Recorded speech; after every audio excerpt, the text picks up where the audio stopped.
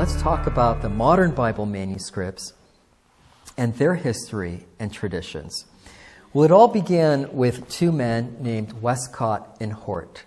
The minority text as opposed to the majority text, and two main newly discovered manuscripts called the Vaticanus B and the Sainaticus Aleph. We'll get to what each of these two are, but these are the two main underlying manuscript sources that the modern Bibles use, but you can see through it right away in the name of the first one, the Vaticanus B, or the Codex Vaticanus. So you can see the word Vatican, in that major underlying source that the NIV uses, that the NASB uses, the NLT, all of these versions use the Vaticanus B as one of two major underlying sources.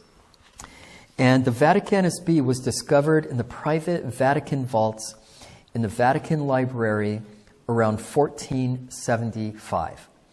It was originally produced in Egypt, which is why they call it the Alexandrian text, versus the Byzantine text of the majority manuscripts. Okay, so you have the minority text versus the majority text. You have the Egyptian or Alexandrian text versus the Byzantine text. And you have men like Erasmus versus Westcott and Hort. And why is this important? It's because, do you want a text that was discovered in the Roman Catholic library that was penned in Egypt, or do you want a text that makes up the majority of all Bible manuscripts in existence whose geographic origin includes places like Antioch, Ephesus, Galatia, Rome, and all of the cities of Asia Minor? So when we talk about the Byzantine text, we're talking about the majority text. These were letters and manuscript copies that were circulated where the church had its origins, like Ephesus, Galatia, Rome, Antioch.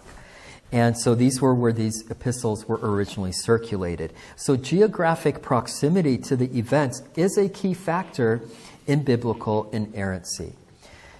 In other words, do you want a Catholic text from Egypt, or do you want a text stained with the blood of the martyrs whose origin is where Paul and the apostles lived and preached and had their ministry? That's the real choice that we have between the King James and the NIV, the NASB, the ESV, and the NLT, or whatever other new so-called scholarly version or easy to understand Bible that they come up with in the future.